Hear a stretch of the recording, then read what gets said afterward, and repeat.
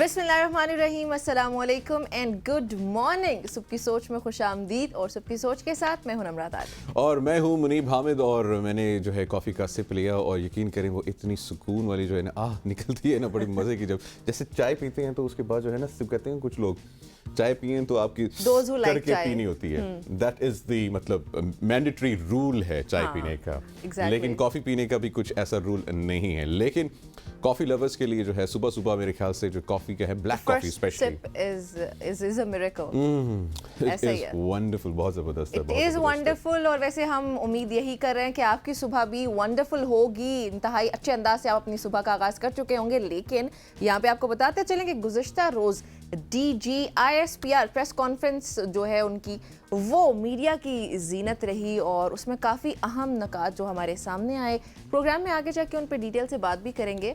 और तर्जुमान पाक फौज की जो प्रेस कॉन्फ्रेंस थी, बिल्कुल जी, उनका यही मौक़िफ़ था कि 9 मई को कोई जो है ढकी छुपी चीज़ नहीं है और ये करने वाले और करवाने वालों को सज़ा देना पड़ेगी। इस हवाले से आगे जाके तफसीली बातचीत होगी। और अगर आज दूसरी जानब अगर आज दुनिया भर में जो है ख़वातीन और थैलेसीमिया का आलमी दिन भी मनाया जा रहा है, इस हवाले से भी जो है आगाही एक हैसियत एक इंसान और मुसलमान हम सब के लिए बहुत ज़रूरी है। इस पर भी बातचीत होगी। लेकिन जो अच्छी खबर भी है, द गुड न्यूज़ क्या है? अजलान शाह के हवाले से वो आप बताएंगे। अजलान शाह भी है। और लेकिन उससे पहले एक अच्छी खबर है जो कि पाकिस्तान ने अपनी पहली सैटेलाइट जो है iCube से रिलेटेड है। जी सियाचा iCube कमर को चांद तक लेकर जाने वाली खलाई शटल जो है वो इस वक्त तक अपने तयशुदा रास्ते पर ही गामजन है इंशाल्लाह। और iCube कमर 8 मई को उसके बाद अचानक जो है जो है 8 मई को जो है ऑफ कोर्स जो है उसने फ्लाई किया था जो चाइना से।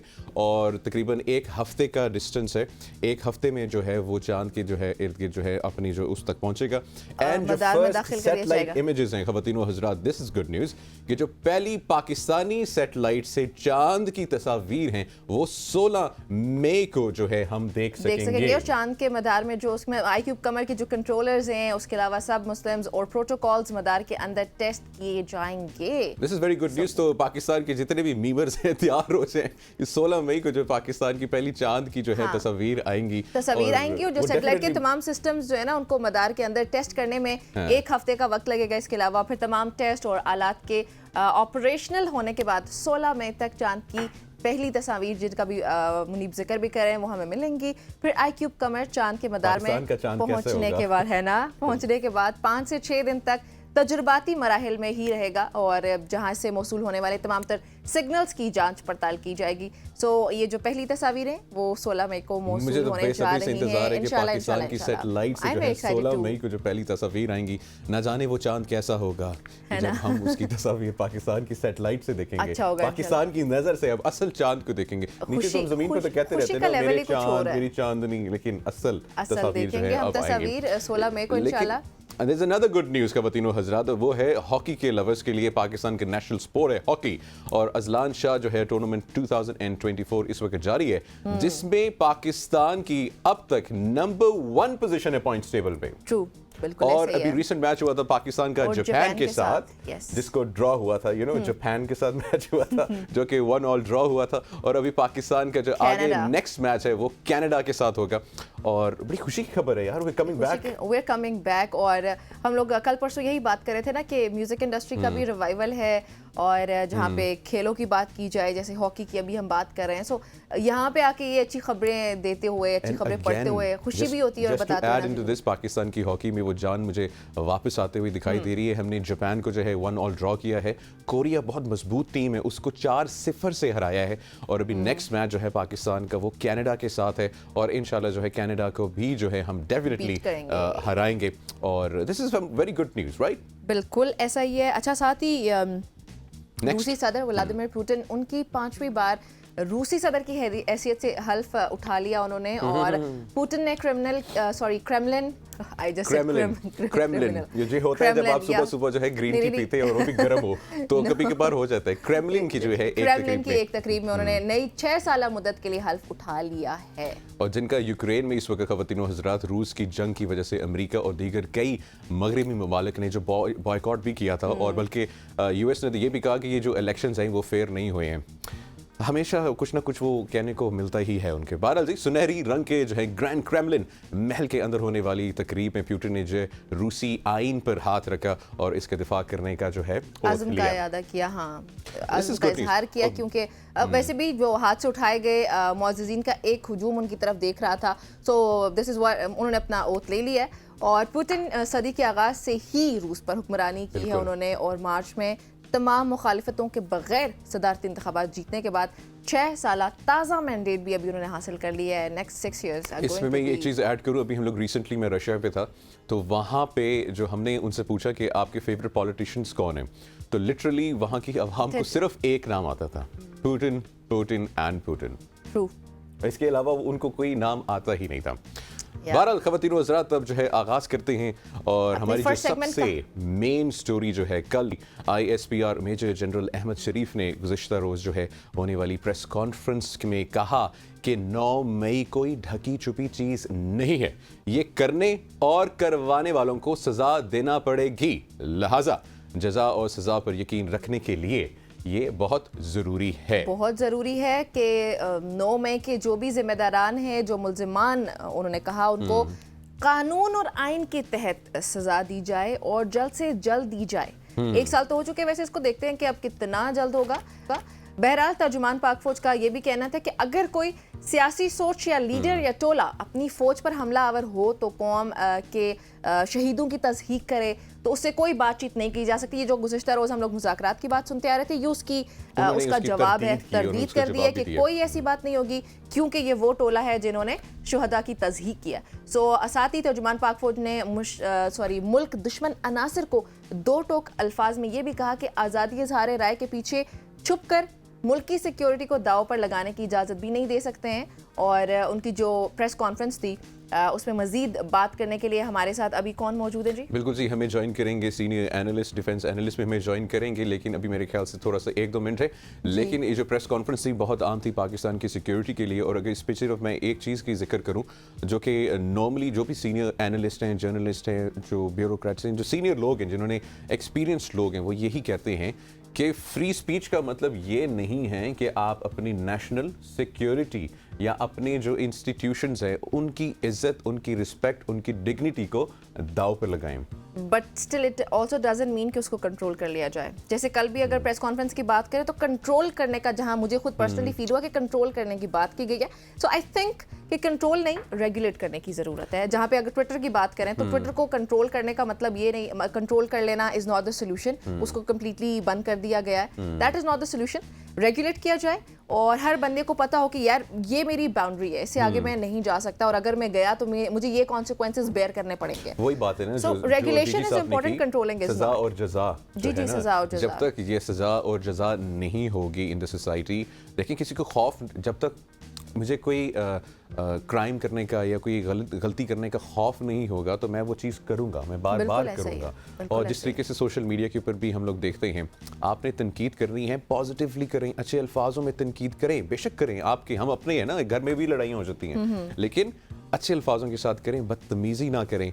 और ये एक बहुत जो है ना पतली लकीर होती है, बहुत एक छोटी सी लाइन होती है जो आप क्रॉस नहीं करनी चाहिए, जिसको हम लोग कहते हैं जहाँ पे आप पाकिस्तान के अगेंस्ट बात करते हैं, पाकिस्तान के स्टेट के अगेंस्ट बात करते हैं, और आप उनके नैरेटिव को सपोर्ट करते हैं जो कि पाकिस्तान के खिलाफ हैं, दुश्मनान पाकिस्तान के नैरेटिव। इदारे भी हमारे हैं, ये मुल्क भी हमारा है, और हम सब एक ही हैं। और जब हम एक नहीं रहेंगे ना, हमारे अंदर जब ये डिवाइड आएगी तो अल्टीमेटली जो हमारे दुश्मन अनासिर हैं, चाहे वो मुल्क के अंदर हो या मुल्क के बाहर हो, तो उनको तो ज्यादा स्ट्रेंथन कर रहे हैं हम लोग। बिल्कुल बिल्कुल ऐसा ही है। ख़वातीन व हज़रात, आपको भी सुनाते हैं, इन केस आप लोगों ने अगर मिस कर दी हो कल की जो प्रेस कॉन्फ्रेंस थी, आपको भी उसके अहम निकात हैं जो वो सुनाते हैं।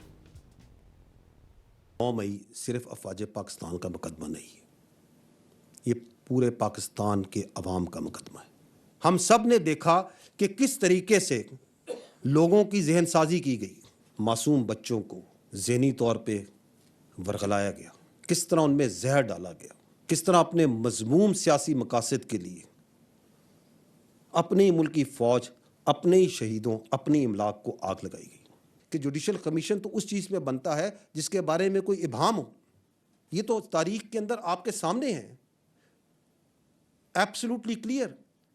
ये भी क्लियर है कि किस तरीके से वर्गलाया गया, कैसे ज़हनसाजी की गई, कैसे अहदाफ दिखाए गए, कैसे निकाला गया, कैसे किया गया। हम तैयार हैं, बनाएं जुडिशल कमीशन, लेकिन अगर जुडिशल कमीशन बनाना है तो फिर इस पूरे वाक़े की तह तक जाएं। वो जुडिशल कमीशन इस बात का भी अहाता करे कि 2014 का धरना, उसके मकासद क्या थे, पार्लियामेंट पे हमला कैसे हुआ और कैसे कराया गया, किस तरह लोगों को ये हिम्मत दी गई कि आप रियासत के खिलाफ खड़े हों, पासपोर्ट जलाएं, सिविल डिसोबीडियंस करें, बिजली के बिल जलाएं। किस तरह 2016 में केपीके के रिसोर्स से सरकारी वसाइल के साथ दारुल खिलाफा पे धावा बोला गया। वो ये भी देखें कि कैसे IMF को खतूत लिखे गए, बाहर लॉबिंग की गई फर्मों के जरिए कि पाकिस्तान को दिवालिया होने दिया जाए, इसको कर्जा ना दिया जाए। इस बात का भी अहाता करें,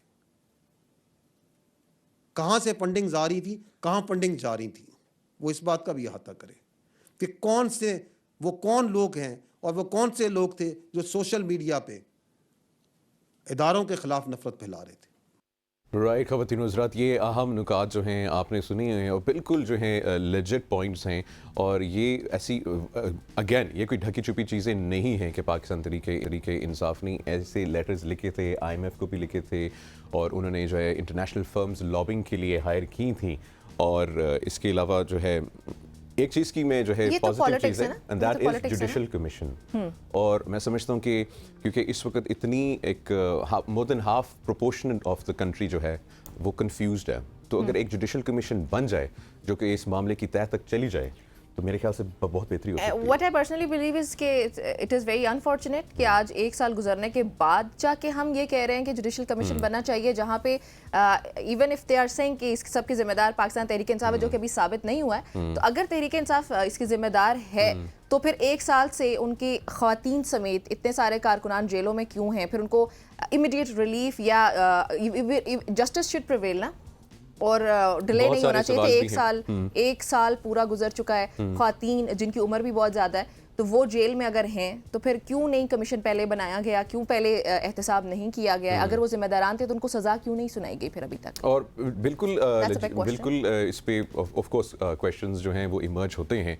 लेकिन मैं समझता हूँ कि एक अल्टीमेट सोल्यूशन जुडिशल कमीशन हो सकता है जो कि इसकी फाइंडिंग्स कर सकता है और कौम के सामने जो है जो सच है वो पेश कर सकता है और क्लैरिटी आ सकती है कौम को भी। ऑफ कोर्स इस वक्त मैं समझता हूँ कौम डेफिनेटली गुमराह है, मतलब, और वो गुमराही की एक कन्फ्यूजन में है, एक कन्फ्यूज स्टेट में है कि दे डू नॉट नो कि you know what is right and what is wrong. Well people do know what is right, They do know what is right. Yeah, they do know. अब हम भी काफ़ी समझदार हो चुके हैं। इसमें कल DG ISPR साहब ने ये भी कहा कि the only way कि पाकिस्तान तरीके इंसाफ जो है वो वापस आ सकती है, that is कि वो एक अनकंडीशनल माफ़ी मांगे अवाम के सामने जो है वो माफ़ी मांग ली जाए के दिल से, और वो माफ़ी मांग ले और वो जो है वापस आ सकते हैं। अब अगेन ये भी एक बड़ी अहम स्टेटमेंट है, लेकिन वंस अगेन अगर इसको बिल्कुल हम लोग एज ए न्यूट्रल पर्सन होकर देखें तो जुडिशल कमीशन मैं समझता हूँ बन जाना चाहिए ताकि क्या जो है सच है क्या झूठ है वो कौम के सामने आ जाए एंड देन कौम जो है क्लैरिटी के साथ जो है फैसला कर सकती है। बिल्कुल ऐसा ही है, जुडिशल कमीशन का होना इंतहाई अहम अमर है अब जाके। और जैसे मैंने पहले भी कहा कि एक साल गुजरने के बाद at least we have the authority. एक चीज़ जो आपने स्टार्ट में कही थी दैट वाज कि जो बहुत टाइम जो है लग गया है और इसको नहीं लगना चाहिए था क्योंकि सज़ा और जज़ा जो है ऑन स्पॉट होनी चाहिए, immediate. Justice delayed is justice denied ना। सो इसी गुड नोट के ऊपर ख़वातीन और हज़रात शामिल करते हैं छोटी सी ब्रेक। आपने कहीं नहीं जाना, देखते रहिए सबकी सोच।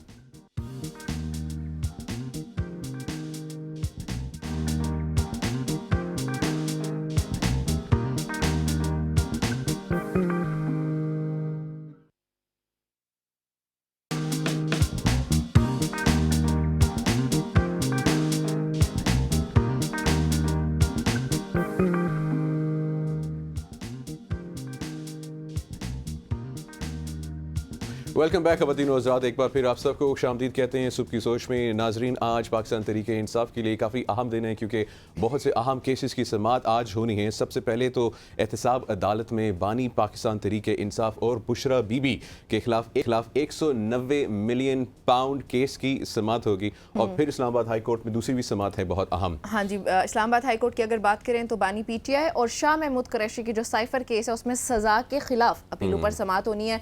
और फिर साथ ही बानी पीटीआई और बुशरा बीबी की नैब की नई इंक्वायरी में कॉल अप नोटिस के खिलाफ दरख्वास्तों पर भी समाअत होनी है। पर इसके अलावा I think district and session court जो है वहाँ पे इस्लामाबाद में दौरान इद्दत निकाह केस में बानी पीटीआई और बुशरा बीबी की सजा के खिलाफ अपीलों पर भी समाअत होनी है। अब इन तमाम तर केसेस का जायजा लिया जाए तो जो अकाउंटेबिलिटी के अमल में पाकिस्तान तहरीक इंसाफ को काफी इंतजार करना पड़ा है। ब्रेक से पहले भी हम यही डिस्कस कर रहे थे कि अकाउंटेबिलिटी का जो भी प्रोसेस है और इन तमाम अहम केसेस को जो है हम एक एक घर की जो है तफसीलात से आगाह करेंगे। लेकिन सबसे पहले जो है हम अपने गेस्ट को वेलकम करते हैं तैमूर मलिक साहब पाकिस्तान तहरीक इंसाफ से।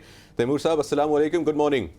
वालेकुम सलाम जी, good morning to you and the viewers. Sir, सबसे पहले तो मैं जो है आपसे जो है इनपुट लेना चाहूँगा और तफसीलात से चाहूँगा कि आप आगाह करें हमारी आवाम को कि बानी पाकिस्तान तहरीक इंसाफ और बुशरा बीबी के खिलाफ 190 मिलियन पाउंड जो है केस की समाअत आज है, इसकी क्या तफसीलात हैं, अब तक क्या स्टैंडिंग है केस की और क्या एक्सपेक्टेशंस हैं?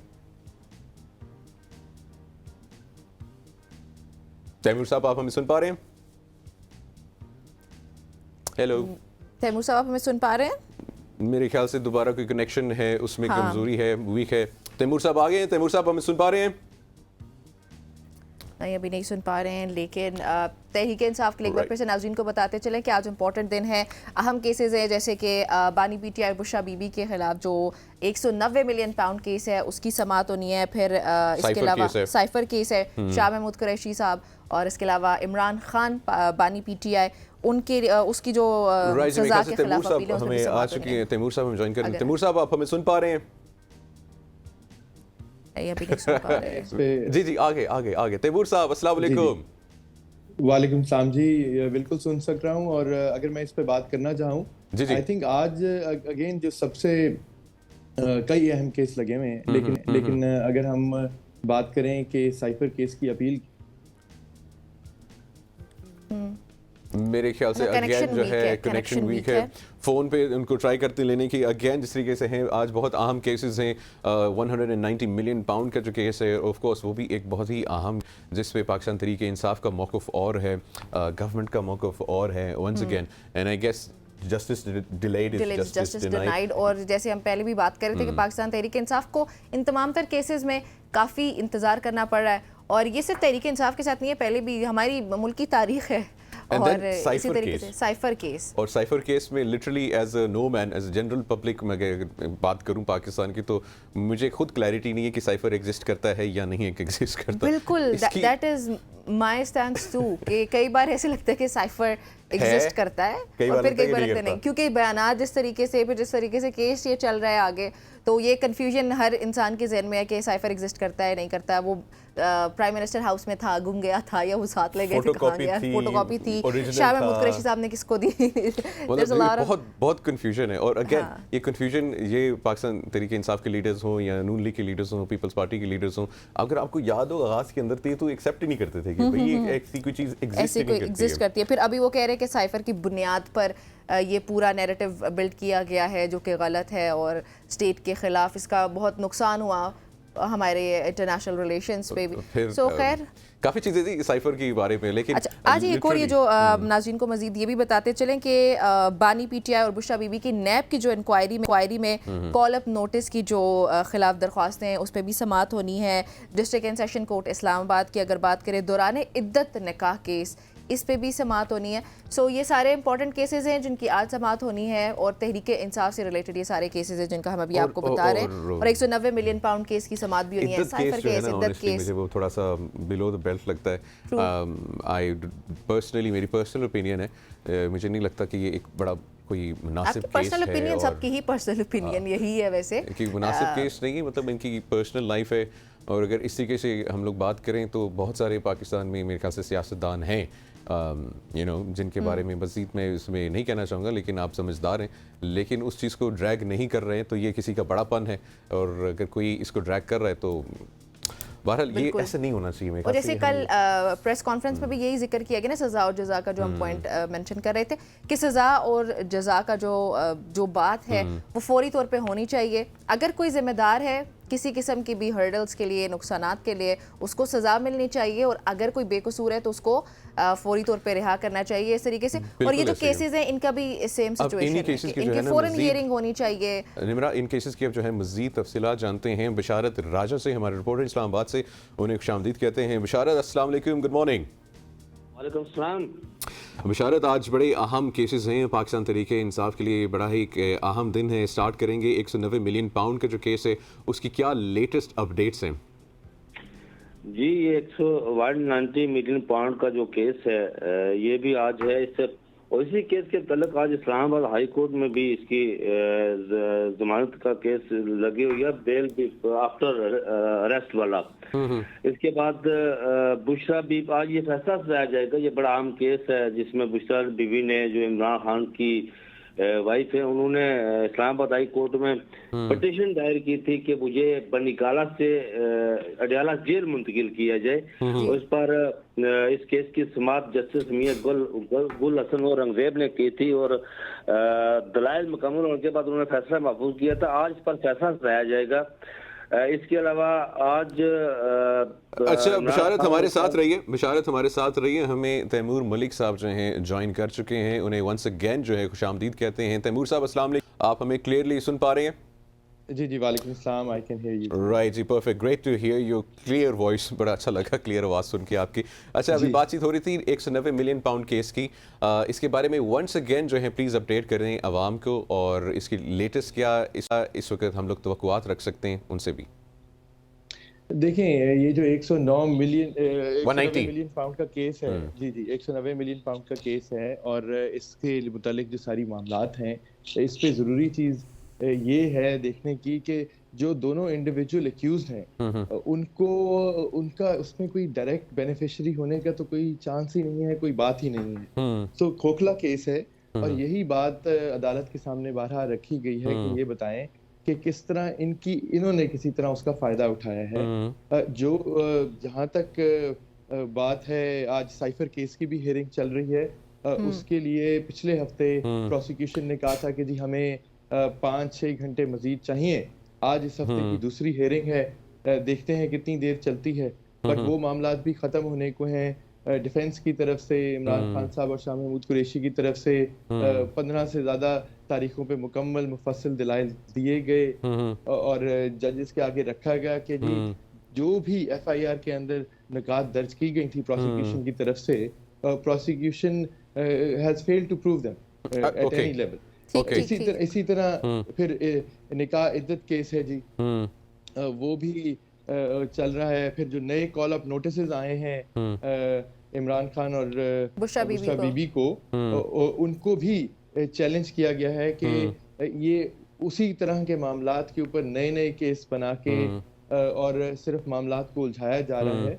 तो ये सियासी कार्रवाइयाँ ज्यादा और इन्वेस्टिगेशन कार्रवाइयाँ कम लग रही हैं। अच्छा, तो अदालतों को, और जी जी जी जी अपना सेंटेंस मुकम्मल कीजिएगा प्लीज। तो इसलिए अदालतों को ये देखना होगा, और हमें लगता है कि आज का दिन अहम है। इस्लामाबाद हाई कोर्ट इस चीज को देखेगा, इन तमाम केसेस में देखेगा जो उसके सामने आज लगे हुए हैं। काफी केसेस हैं जिनकी आज समाअत होनी भी है, कैसे चल रहे हैं। लेकिन तैमूर ये भी बताएं कि जो जजेस का खत है ना, जजेस के खत के बाद तहरीक इंसाफ के केसेस पर कोई फर्क पड़ा है? देखिए, तहरीक इंसाफ का जो व्यू रहा है वो तो ये है कि हम इंसाफ के नाम पे बनी हुई एक जमात हैं। हम चाहते हैं पाकिस्तान में इंसाफ का निज़ाम हो, और हम अदालतों से ही इंसाफ मांग रहे हैं। आप इमरान खान साहब की बात करें केसेस की, तो देखें हम मुसलसल अदालतों में मौजूद हैं। हम ही आज से जब वो अरेस्ट हुए थे उससे पहले हम लाहौर हाई कोर्ट के लार्जर बेंच के सामने गए थे जी, ये कहने के जी ये मिलिशियस क्रिमिनल प्रोसिक्यूशन है सारी, जिस शख्स के ऊपर कभी कोई एक केस दर्ज नहीं हुआ, अचानक 100 से ऊपर उस वक्त थे, 100 के करीब केसेस बन गए हैं। तो अदालत इनको एज अ होल भी देखे, इंडिविजुअली ना देखे कि पूरे पाकिस्तान में घूम के आप केसेस को देख रहे हैं, देखें कि किस नौइयत के केसेस बन रहे हैं, किस तरह मामलात को उलझाया जा रहा है और इनका मकसद क्या है। खैर अदालतों ने उसके ऊपर उस वक्त कुछ नहीं किया, लेकिन हम मुसलसल कानून के दायरे में आगे चलते रहे। साइफर केस की बात कर लें और आप ये इद्दत निकाह केस की बात कर लें, देखें इनका जनरल इलेक्शन से चंद दिन पहले इनके फैसले आते हैं। और साइफर केस में तो सलमान सफदर साहब और मुझे आखिरी दिनों में उन्होंने केस में पेश होने से रोक दिया। और लेकिन तैमूर, सरकारी साइफर वकील केस तो अपॉइंट करते हैं। Sorry to interrupt, cipher case तो अभी अपने आखिरी मराहिल में है ना, तो आप लोग क्या एक्सपेक्ट कर रहे हैं? तहरीक इंसाफ क्या एक्सपेक्ट कर रही है? तहरीक इंसाफ के हक में फैसला आएगा?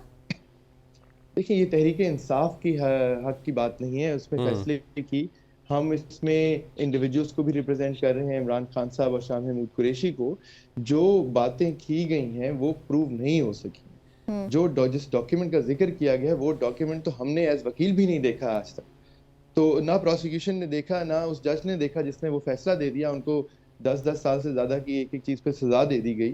तो ये सारे मामला हैं। तो हम तो इसीलिए फिर भी इन्हीं अदालतों में है, इतना बार बार आके जो जजेस का जो खत है जो लिखा गया है उस पर हमारी बड़ी एक क्लियर पोजीशन रही है कि उसको एक प्रायोरिटी बेसिस पे, इमरजेंसी बेसिस पे उसके ऊपर कार्रवाई होनी चाहिए। सुप्रीम कोर्ट उसमें भी लंबी लंबी तारीखें दे रहे हैं।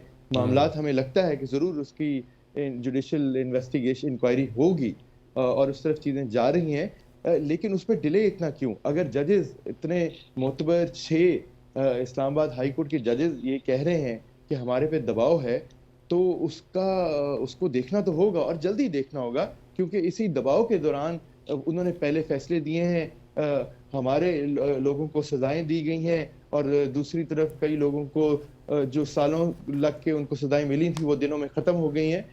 तो ये तो तैमूर साहब, ये जो इसको देखना जरूरी है। ये जो जजेस या जुडिशरी के ऊपर दबाव है या प्रेशराइज किया जा रहा है, ये तो बड़ी पुरानी दास्तान है। फिर तो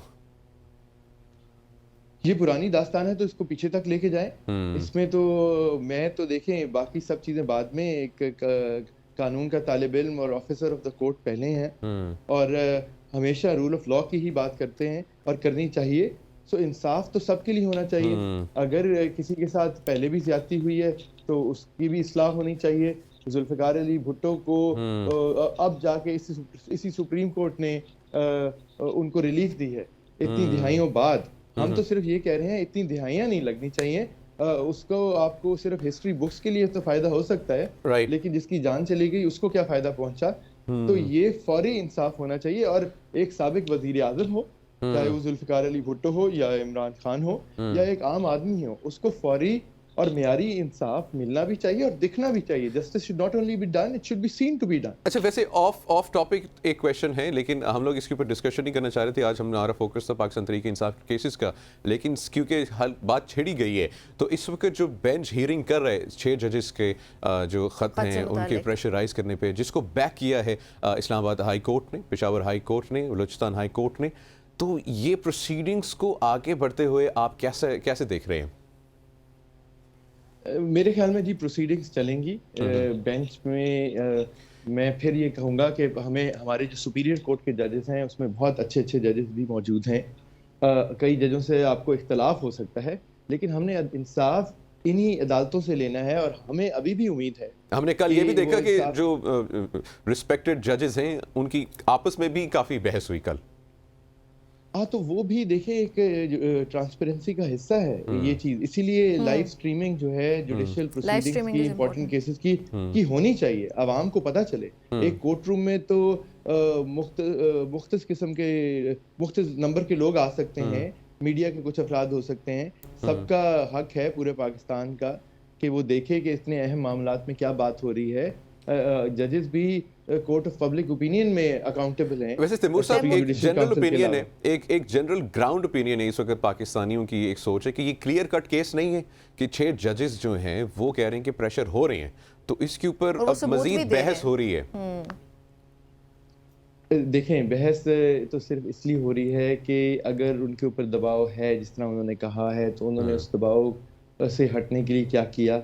उन्होंने कहीं उस दबाव में आके कोई फैसले तो नहीं किए जहां इंसाफ के मुनाफी फैसले हुए हों, और आगे जाके इस दबाव को कैसे रोका जा सकता है? बड़े अहम सवाल है। सवाल तो उठ गए हैं। ये तो उन 6 जजेस के ऊपर भी कई लोगों ने सवाल किया है कि जी आप हाई कोर्ट के जजेस हैं, आप खुद एक्शन ले सकते हैं। क्या वजूहात हैं कि वो खुद एक्शन अपनी इंडिविजुअल कैपेसिटी में नहीं ले सके। हमने हर किस्म के सवाल को देखना है, लेकिन अब अगर उन्होंने ये सवाल उठाए हैं और किसी के लिए इतनी बड़ी पोजीशन पे बैठ के इंसाफ के काजी होते हुए सवाल उठाना, खुद इंसाफ तलब करना, ये भी बहुत बड़ा सवाल है। हमने देखा नहीं। तो अब इसको इंसाफ मिलना चाहिए और जुडिशरी को देखना है, वकला को देखना है कि वो इंसाफ जल्दी मिले, बिकॉज उस इंसाफ का जो आप आज बात कर रहे हैं कि वो 190 मिलियन पाउंड का केस हो, इद्दत का केस हो, साइफर का केस हो, नए कॉल ऑफ नोटिस का केस हो, इन सब मामलात में जो है वो इंसाफ की ही बात हो रही है। इंसाफ की बात हो रही है, केस बने किस तरह, चले कैसे और वो जा किस तरफ रहे हैं। 190 मिलियन पाउंड केस की आप बात करते हैं, तो अगर काबीना ने अप्रूवल दिए थे, बाकी आपने क्या किया, उसके मामलात कहाँ हुए, वो पैसे हैं का मतलब, उसमें इतनी डिटेल्स हैं कि उसमें बहुत डिटेल्स हैं। तैमूर आपका जी उसकी बहुत सारी डिटेल्स और बहुत सारे सवालात हैं जिनका जवाब आप समेत पूरी पाकिस्तानी आवाम को चाहिए। Thank you so very much for joining us. और बहुत अच्छी लगी मुझे तैमूर की ये बात कि जो इंसाफ का काजी है, जो इंसाफ फराहम करने वाला है, वो खुद मुतलाशी भी है, साथ इंसाफ का वो खुद इंसाफ मांग रहा है। सो ये एक बहुत बड़ा अलमिया और बहुत बड़ा सवाल है जिसका जवाब हम सबको ही चाहिए। यहाँ पे एक ब्रेक शामिल करते हैं।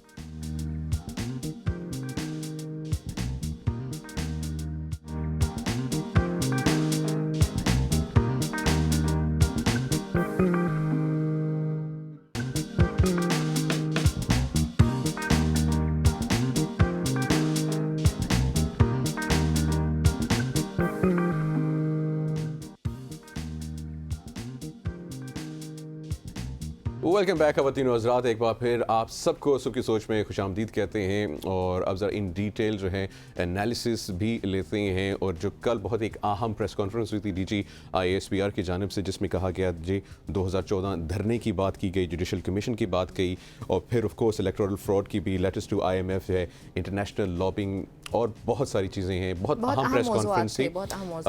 गेस्ट को इंट्रोड्यूस करवाते हैं। हमें ज्वाइन किया ब्रिगेडियर फारूक हमीद साहब ने और ब्रिगेडियर वकार खान साहब ने, डिफेंस एनालिस्ट हैं। आप दोनों को खुशामदीद कहते हैं। और ब्रिगेडियर फारूक साहब, आपसे आगाज़ करेंगे। कल की प्रेस कॉन्फ्रेंस बहुत अहम थी।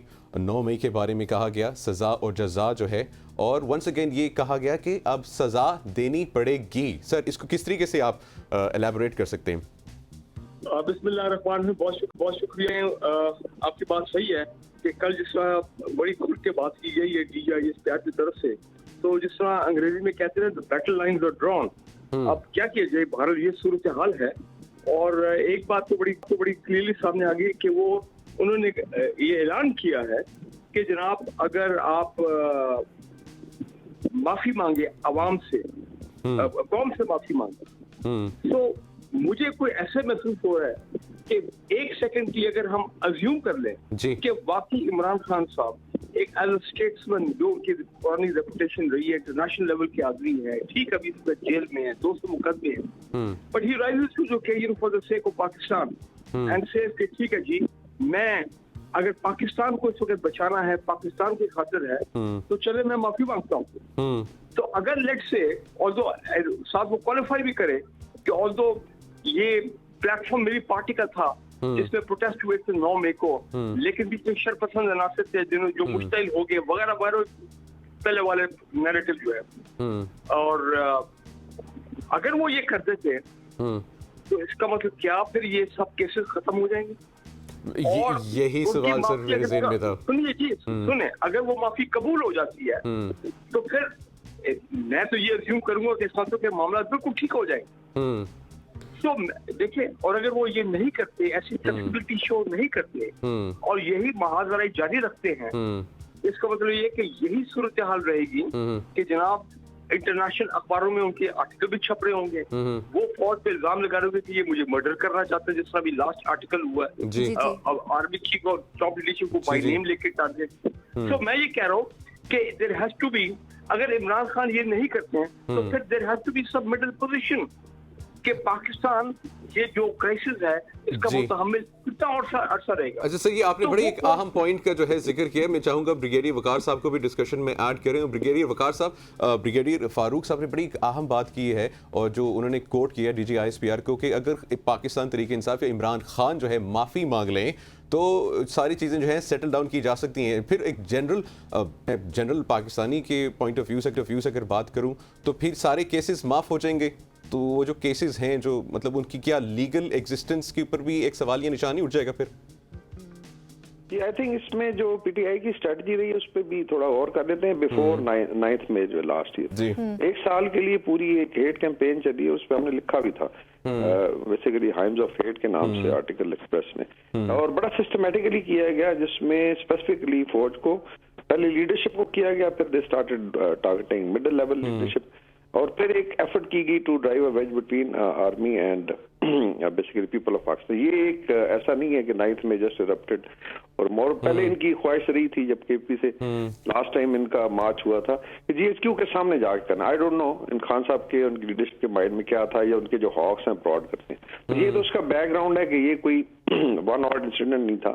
दूसरा ये है कि क्या ये इस तरीके से अगर अलाउ कर दी जाती है कि let's there is no accountability, माफी पे तो हम बाद में आते हैं, तो क्या फिर कल पीपल पार्टी उठेगी सिंध में, लेट्स से कोई मसला बनता है उनकी लीडरशिप के साथ, वो जाके बंद कर देती है कमांडर 5 कोर का घर, वो नेवल बेस उड़ा देती है। तो या तो ये TTP ने किया है या फिर PTI ने किया। तो आई थिंक पोलिटिकली अगर देखा जाए तो it's a very very serious और क्रिटिकल इशू है जी। अच्छा फारूक, बेसिकली पाकिस्तान का इशू है जी बिल्कुल ऐसे ही है। बिकॉज आप फिर एक जंगल का कानून होगा, लट परदार लोग जितने ज्यादा को इकट्ठे कर सकता है तो वो जाके अपनी रेट भी मनवाएगा और वो इलाकों पे कब्जा भी कर सकते हैं। तो ये आई थिंक एक तो 9th में ऑनवर्ड एक तो there was no response from general public, party के एक्टिविस्ट जरूर निकले और वो भी बिल्डर्ड थे। अच्छा ब्रिगेडियर साहब, एक बड़ा अहम सवाल यहाँ पे पैदा होता है कि हम ये समझते हैं कि सारा फोकस माफ़ी के ऊपर है, हालांकि ऑलरेडी जो है खान साहब के अगेंस्ट जो हैं वो केसेस कोर्ट्स में चल रही हैं, तो उनकी प्रोसीडिंग्स को क्यों नहीं कंटिन्यू किया जाता, उसकी कंक्लूजन की तरफ क्यों नहीं आया जाता, माफ़ी के ऊपर फोकस क्यों है? फिर हमने बहुत सारी मतलब ऐसे भी पाकिस्तान तहरीक इंसाफ के लीडर्स देखे जिन्होंने प्रेस कॉन्फ्रेंस की और फिर उनको माफ़ी मिल गई। वो तो अगर आप ग्रैंड रिकंसिलिएशन की बात करते हैं, कौमें निकली हैं इन चैलेंजेस से। दो मिसालें, एक साउथ अफ्रीका है जिसमें Nelson Mandela had to then accept जो रिकंसिलिएशन कमीशन में ही था। अभी अगर अपार्थाइड सिस्टम देखें व्हाइट्स का तो बड़ा अप्रेसिव था, उसमें किलिंग्स भी की गई और ब्लैक पॉपुलेशन इंडिजिनस इनको बिल्कुल नुकरे लगाया हुआ था, लेकिन ultimately for the sake of nation लोगों ने सामने आए, माफी मांगी और उसके बाद फिर एक सिस्टम चल पड़ा। तो एक तो ये ऑप्शन बनती है ग्रैंड, कीनिया में हुई, इथियोपिया में हुई, बिकॉज इस तरीके से जब पोलराइजेशन ज्यादा हो जाती है। लेकिन मेरा ये बेसिकली अपना व्यू है कि जिस एनवायरनमेंट में ये कॉन्फ्रेंस भी चार आई थिंक इंपॉर्टेंट चीजें हो रही थी। एक इन्वेस्टमेंट की बड़ी टीम्स आ रही थी, देन अफगानिस्तान पे डिस्कशन जरूरी थी, इंडिया को एक मैसेज देना था, एंड देन 9th में कल है, तो इस लिहाज से एक बैकग्राउंड था कि 4-5 इशू डेफिनेटली, और बड़े अच्छे बात उन्होंने की। तो एक तो ये था कि जो मिलिट्री एस्टेब्लिशमेंट का माइंडसेट भी है और जो भी लेट्स से उनकी ट्रैजेक्टरी है, थॉट प्रोसेस और आगे पाकिस्तान को लेके चलने की, तो उसका इजहार किया जाए। फिर क्वेश्चन आंसर में चीजें निकली, तो उसमें अभी अगर आप देखें जो काउंटर कॉन्फ्रेंसेस की हैं पीटीआई ने, तो आई डोंट थिंक सो इनको कोई एहसास है। They want to continue with the same policy, इनके आर्टिकल्स भी बहुत छप रहे हैं और वांटेड इल्जाम है। अभी शहजाद अकबर साहब का आप देख लें, जिस तरीके से उन्होंने तेजाब का ड्रामा किया, 6 महीने बाद रिबट हो गया।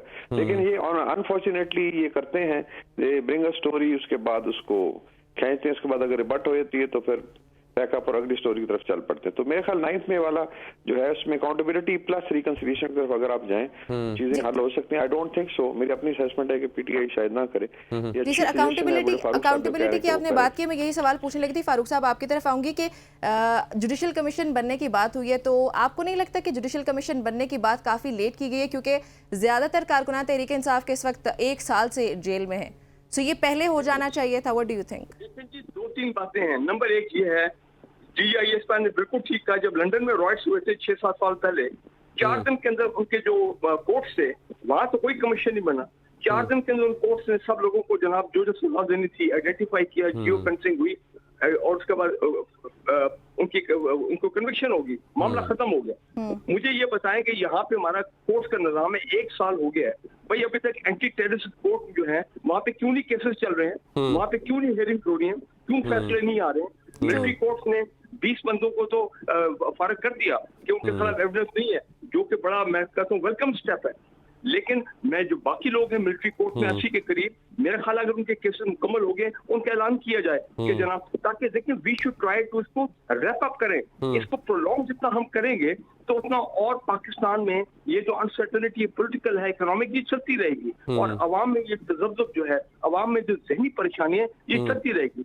सो पहली बात ये है कि आपने जुडिशियल कमीशन की बात की। भाई जुडिशियल कमीशन जो है वो तो पीटीआई वाले भी कहते हैं बनाएं, तो मैं कहता हूँ चलो बना ले जुडिशियल कमीशन, जिसमें DGIS ने भी कल बात की है, लेकिन उसका रिजल्ट का इंतजार ना करें।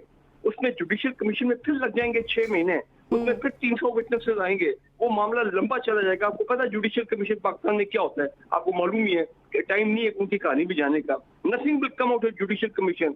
हाँ, आप ये करें कि इमीडिएट एक रिकंसिलिएशन का मामला होना चाहिए कि 3 पीस टॉक्स तो फेल हो गई, 3 पीस प्रपोजल। आरिफ अलवी साहब का प्लान फेल हो गया, उसके बाद दुरानी साहब मिनिस्टर का प्लान फेल हो गया, अब जनरल लोधी ने प्लान दिया है। मुझे याद है पिछले साल मुजीबुर रहमान शामी साहब हमें बताते थे कि मैं जा रहा हूँ, मैं जाता हूँ अपना जमान पाक और मैं वहाँ पे कोशिश कर रहा हूँ कि मसालियत की, तो तमाम मसाले तो अभी तक फेल हो गई है। तो माई पॉइंट इज दिस कि हमें इस क्राइसिस से निकल इमरान खान को थोड़ा सा अपनी जो स्ट्रॉन्ग पोजीशन है, रिजिड पोजीशन से थोड़ा पीछे हटना पड़ेगा। यहीं पे सर यहीं पे एक चीज मैं ऐड करना चाहता हूँ सर, एक मिनट रुक जाए। इमरान खान जब तक अपनी फ्लेक्सिबिलिटी शो नहीं करेंगे तो फिर दूसरी साइड जो है फिर वो भी देखना, वो भी उनकी भी यही पोजीशन रहेगी कि ठीक है फिर हम तो मैं इससे और हालात खराब होंगे। सर इसी में ये पॉइंट ऐड करना चाह रहा था कि जो पाकिस्तान तरीके इंसाफ है, इमरान खान साहब हैं, उनके ये कमेंट सामने आते हैं कि मैं बातचीत करने के लिए तैयार हूं, और उन्होंने बल्कि ग्रीन सिग्नल भी दिया है अपने कुछ लीडर्स को कि एस्टैब्लिशमेंट के साथ जाके बातचीत करें। उन्होंने 3 लीडर्स को नॉमिनेट कर दिया है कि मिलिट्री के साथ बातचीत के लिए। मैं ये कहता हूँ, देखिए बड़ा पॉइंट मेरा सुने, मैं ये कहता हूँ कि अगर हम इंटरनली ये मसालियत कराने में फेल हो गए कि इस चैप्टर को क्लोज किया जाए, पाकिस्तान आगे चले। पाकिस्तान इस वक्त हम वो यरगमाल बने हुए हैं कि ये जो पीटीआई की लीडरशिप की जो हटफिल्मी आप कहें, रिजिड पोजीशन कहें कि वो आगे अपना फ्लेक्सिबिलिटी शो नहीं कर रहे हैं, तो फिर क्या जिस तरह बेनजीर के केस में इंटरनेशनल एस्टेब्लिशमेंट ने आके NRO करवाया था जनरल मुशर्रफ से, क्या फिर इंटरनेशनल लोग इंटरव्यू करें, या फिर जिस तरह नवाज शरीफ को जो यही पोजीशन थी, वो जेल में थे अटक में, तिहारा हाईजैकिंग केस के बाद वो लंडी जेल में कन्विक्टेड थे। क्या हुआ था सर हमारे पास टाइम कम है, इसी पे मैं क्विकली कमेंट लेना चाहूंगी वकार साहब का। वकार साहब, आपका इस पे क्या कमेंट है कि पीटीआई की जानिब से बात की जा रही है मुज़ाकरात की, लेकिन कल फिर उसकी तरदीद कर दी गई, so what do you have to say about that? 50 seconds please. जिसमें आई थिंक मिलिट्री गैदर और जो उनका है ना प्रोटेक्शन का रूल देख ले, सारे मुल्कों में राइज है, ये अनप्रेसिडेंटेड था। एक तो ये है, तो मेरे ख्याल में अकाउंटेबिलिटी होनी चाहिए, और उसके साथ अगर जिस तरीके से सजेस्ट किया गया तो आप आके खुले दिल से माफी मांगते हैं और एक्नॉलेज करते हैं गलत है, ताकि ये फिर एक मिसाल हो for rest of the political dispensation और पार्टीज। ये नहीं चल सकता, then it becomes a norm, तो फिर आगे आई थिंक मूव किया जा सकता है, बट आई डाउट इट कि ये पीपल पार्टी राइट। चलिए sir, thank you so much sir. Brigadier Farooq साहब, ब्रिगेडियर वकार साहब, आप सबका बहुत बहुत शुक्रिया हमें ज्वाइन करने। और ख़वातीनो हज़रात, मेरे समझता हूँ कि अगर खान साहब माफ़ी मांग लें तो बहुत सारी चीज़ें हल हो सकती हैं। यहाँ पे लेते छोटी सी ब्रेक, इंशाल्लाह वापस आते हैं न्यूज़ ब्रेक के बाद।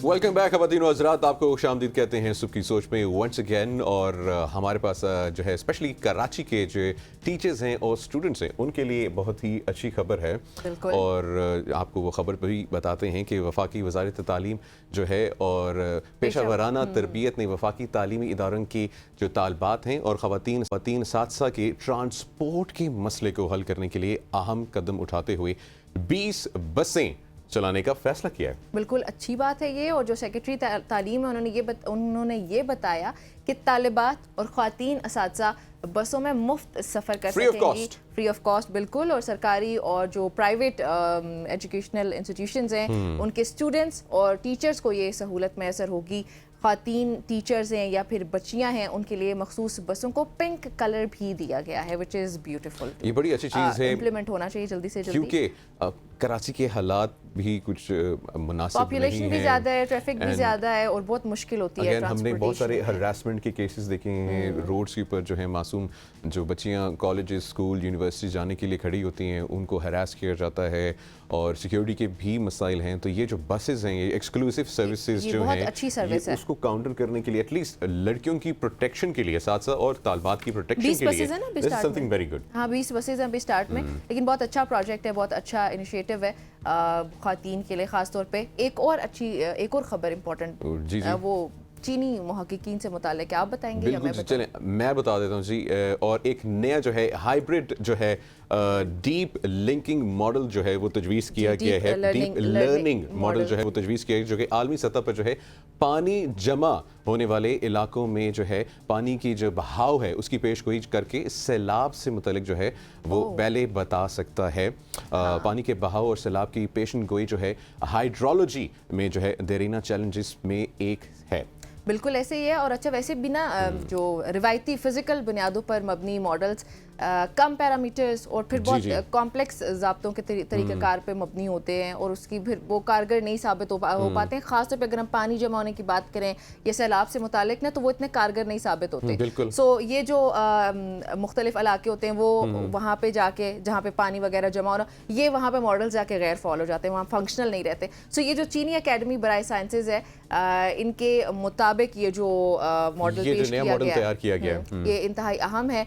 और ये जो है दुनिया में इसके मुताबिक, इस मॉडल के मुताबिक दुनिया में 95% से ज़्यादा छोटे और दरमियाने दर्जे के आबी ज़खायर में निगरानी के आदाद व शुमार का फुकदान है। तो इसलिए ये मॉडल जो है काफ़ी हेल्पफुल साबित होगा और काफ़ी साजगार साबित होगा, क्योंकि ये प्रिसाइसली प्रेडिक्ट कर सकता है। I mean this is some, ये बहुत अच्छी चीज़ है, बहुत अच्छा मॉडल है, और आई होप कि ये 100% तो इफेक्टिव ना हो, क्योंकि इस ये वक्त made जो in है China ना हो जाए। मैं क्लाइमेट चेंज की वजह से कहने वाला था कि अभी इस वक्त विजुअल्स भी देख रहे हैं। इस वक्त ब्राज़ील की बात की जाए तो वहाँ भी सैलाब है, अगर मिडिल ईस्ट की बात की Even जाए तो UAE वहाँ पर भी वहाँ पर भी जो है बारिश की वजह से जो है अनप्रेसिडेंटेड रेन की वजह से सैलाब की सिचुएशन है। पाकिस्तान जो है सालाना जो है हमारे पास यहाँ पे सैलाब आते हैं अनफॉर्चुनेटली, और जो है आगे मौसम भी जो है निमरा मेरे ख्याल से हम कल ही पढ़ रहे थे कि मजीद बारिशों की जो है पेशगोई भी है, पेशगोई और कर दी वंस गई अगेन है। सैलाब की वार्निंग भी है। या बिल्कुल ऐसा ही है। सो इस तरह के मॉडल्स जो हैं अगर ये कामयाब हो जाते हैं तो पूरी दुनिया ही इनसे मुस्तफीद हो सकती है। अच्छा अभी आपको लेके चलते हैं फ्रांस, जहाँ पे नान भाइयों ने दुनिया की सबसे लंबी डबल रोटी बैगवेट का इसका नाम दिया गया, ये तैयार करने का एजाज़ हासिल कर लिया है, और Guinness book of world record में भी उसके मुताबिक फ्रांस में दुनिया की सबसे बड़ी डबल रोटी तैयार की गई है। बिल्कुल जी। और GWR के मुताबिक जो है ये रोटी जो है 461 फीट जो है इसकी ये इस वक्त हम आपको लंबाई है, स्क्रीन पे दिखा भी रहे हैं। वैसे क्योंकि फ्रेंच है ना, तो इसकी जो प्रोनाउंसिएशन है बोगे होगा। हाँ बोगे होगा, तो वो फिर उर्दू में जरा हम लोग उसको थोड़ा और तरह बताएंगे ना, देसी अंदाज में कह रहे हैं so, लेकिन इस्लाम लाइक बोगे लेकिन बड़ी ज़बरदस्त ब्रेड जी, और ये एक रिकॉर्ड है, और फ्रांस ऐसे जो है कारनामे करता रहता है। और अभी रिसेंटली भी एक कोई न्यूज़ थी जिन्होंने जो है सबसे बड़ा मेरे ख्याल से केक बनाया था, हाँ ऐसे ही है। You remember that? और हाँ आई रिमेंबर दैट। और इसकी अगर मजीद बताएं तो 235 गुना इसकी जो लंबाई है वो ज़्यादा है, और इसकी लंबाई को फिट्स में फुटों से मीटरों में तब्दील किया जाए तो ये आई गेस 140 मीटर बनती है। Wow this is quite long, है ना? इसको खाएगा कौन? वो रिकॉर्ड के लिए रिकॉर्ड के लिए बहरहाल ये बहुत ही एक रिकॉर्ड बनाया है। ऑफ Record कोर्स के लिए इसको बना पीसेस में देते जो है हैं। डिस्ट्रीब्यूट किया जाएगा, और मेरे ख्याल से पाकिस्तानी शेफ्स है, आपको भी एक चैलेंज है कि आप भी कोई ऐसी जो है ब्रेड बनाएं। पाकिस्तान में भी बहुत सारे रिकॉर्ड्स बनते ही रहते हैं। Guinness book of world record आप खोल के देखें तो पाकिस्तान के भी बेशबहा पाकिस्तान किस्म में जो है के रोगनी नान रिकॉर्ड बना सामने सकते आते हैं। हैं। लेकिन नाज़रीन को एक और बात बताते हैं, वैसे आपको क्या ये बात पता है कि जो थर पार्क है एक बड़ा और जरखेज सहरा है? कभी आपने ये सुना है कि सहरा जो है वो मैंने जरखेज और इस तरह तो से? उस थर पार्कर के बारे में Fertile। हमेशा मैंने कोई नेगेटिव न्यूज़ ही सुनी है कि वहाँ के जो लोग हैं प्यासे बेचारे। ये इसीलिए तो आज नाज़रीन को और आपको बता रही हूँ कि थर पार्कर जो है वो एक बड़ा और जरखेज सहरा है, और ये वाहिद सहरा है दुनिया का जो सहरा के तौर पर जाना जाता है जहाँ पौधे उग सकते हैं। पार्कर में। हाँ, थर्ड पार्कर में पौधे उग सकते हैं, लेकिन चूंकि वहाँ पे ज़्यादातर बारिश नहीं होती, पानी की कमी होती है, इसलिए जो वहाँ पे रहने वाले लोग हैं वो बेसिक फैसिलिटीज़ उनको नहीं मिल पाती हैं। पानी तलाश करते हुए उनको काफ़ी मुश्किलात का सामना करना पड़ता है, इसलिए वो ज़रख़ेज़ ज़मीन का ज़्यादा से ज़्यादा फ़ायदा नहीं उठा सकते हैं। लेकिन अगर वहाँ पे पानी के कोई प्रोजेक्ट्स वगैरह इंट्रोड्यूस कराए जा सकें तो ये फर्टाइल लैंड है, वैसे वहाँ पे पौधे उगाए जा सकते हैं, फसलें उग सकती हैं। तो चूंकि सहरा ज़रख़ेज़ है, इसलिए वहाँ कुदरती तौर पर दरख्त भी उगते हैं और उसे खूबसूरत बनाते हैं। अभी जैसे हम आपको क्लिप्स दिखा रहे हैं, मतलब ग्रीनरी है वहाँ पे, तो इट्स ऑल ग्रीन। अगर Again, पानी हो मैं ना, इस पे सिर्फ यही कमेंट करना चाहूंगा कि पाकिस्तान की पास जो है हर नेमत मौजूद है, लेकिन सिर्फ नीयत की अब जरूरत देखिए आप है। फर्टाइल सहरा जहाँ पे हमारे पास मौजूद है, वहाँ और क्या ही ठीक है। नेमत चाहिए होगी हमें। और मतलब इतनी नेमतें हैं, सिर्फ अगर हम लोग थोड़ा सा फोकस कर लें अपनी रीबिल्डिंग के ऊपर, True. अपनी जो रिसोर्सेज उनको यूटिलाइजेशन के ऊपर, तो बहुत बेहतरी आ सकती है। बहरहाल नेक्स्ट स्टोरी जो है वो भी आप लोगों के साथ शेयर करते हैं। बिल गेट्स बच्चों के लिए जो है स्मार्टफोन के इस्तेमाल में ताख़ीर के हामी हैं। अपने सख्त कवानीन का इंकशाफ जो है उन्होंने एक हालिया इंटरव्यू में किया और उनका कहना था कि बच्चों को सिर्फ 14 साल की उम्र में स्मार्टफोन्स की इजाज़त दी जानी चाहिए और सेहतमंद नींद के स्केड्यूल को बरकरार रखने और स्क्रीन के वक्त को महदूद करने की अहमियत पे जो है वालिदैन को जोर देना चाहिए। और वंस अगेन मुझे याद है बिल गेट्स के वो वाला इंटरव्यू भी जहाँ पर उन्होंने खुद कहा कि I don't use mobile phone smartphone. Personally. और अब क्योंकि बिल गेट्स ने कह दिया ख़वातीनो हज़रात, तो आप आप अपने तो मान बच्चों लें। को होते मान जाओ कि अपने बच्चों को है स्मार्टफोन्स के आदी ना बनाएं। पेरेंटिंग में स्मार्टफोन्स की एडिशन हो चुकी है, बल्कि स्मार्ट पेरेंटिंग कह सकते हैं हम लोग उसको, लेकिन it's Yeah. Not smart. It's बच्चा not खाना नहीं smart. खा रहा, फोन पकड़ा देते हैं। बच्चा शोर मचा रहा है, फोन पकड़ा देते हैं। बच्चा रो रहा है, उनको फोन पकड़ा देते कम हैं। से कम जिद देखिए कर रहा ना, है, 14 साल की फोन उम्र पकड़ा है, देते हैं। यहाँ से पहले इस उम्र से पहले आपको फ़ोन नहीं देना चाहिए बच्चों को। अगर इसके साइकोलॉजिकली हम देखें तो भी प्रॉब्लम्स हैं, फिजिकली भी। सो पेरेंट्स को इस पॉइंट पे समझ लेना चाहिए। अभी हम लोग आपसे ये खबर शेयर कर रहे हैं या ये बात शेयर करें, इसका मकसद यही है कि आप लोग इससे कुछ ना कुछ सीख सकें। सो प्लीज़ सीखना यही है कि अपने बच्चों के हाथ में जो फ़ोन थमा के आप लोग अपनी जिम्मेदारी से परे हो जाते हैं, वो मत हुआ करें प्लीज़। और अभी लेके जाते जिम्मेदारी हैं क्या है? हाँ, बिल्कुल, जिम्मेदारी की this is बात very है। important. हाँ जी, नेक्स्ट क्या है? राइट जी, अबू धाबी में होने वाली एशियन जिu-जिट्सु, वाओ, ये है ना जिu-जिट्सु जिu-जिट्सु, हाँ। चैंपियनशिप में पाकिस्तान की 5 रुकन टीम ने अपने अपने मुकाबलों में जो है शानदार कारकर्दगी का मुजाहरा करते हुए और पाकिस्तान के लिए एक गोल्ड और जो 2 कांसी के तमगे जीते हैं। अंडर 18 जो है डू क्लासिक इवेंट में मोहम्मद यूसुफ अली और उमर यासी ने फाइनल में काज़ाकिस्तान को शिकस्त देकर पाकिस्तान के लिए जो है तलाई तमगा जीता, जबकि इसरार वसीम और कायनात आरिफ ने जो है इसरा वसीम और कायनात ने जो है उन्होंने भी वुमेन्स कैटेगरी में पाकिस्तान का नाम रोशन किया। पाकिस्तान के लिए 2 कांसे के तमगे जीते हैं, व्हिच इज वैसे मेरी से हमेशा ख्वाहिश रही है to learn some MMA, jujitsu stuff. बड़ा हाँ। फिट रहता है मेंटली और फिजिकली और इमोशनली। इस स्पोर्ट्स का होना बहुत ज़रूरी है। बिल्कुल ऐसे ही आप लोग आप कर सकते हैं वैसे। मैं कर सकता हूँ, या you can if you want to. लेकिन इन तमाम तर जो हमारे रोशन सितारे हैं जिन्होंने पाकिस्तान का नाम रोशन किया, इनको हमारी तरफ से मुबारकबाद। वंस अगेन जी। चलिए ख़वातीनो हज़रात, यहाँ पे अब जो शामिल करते हैं एक छोटी सी ब्रेक और आपने हमारे साथ रहना है, कहीं नहीं जाना।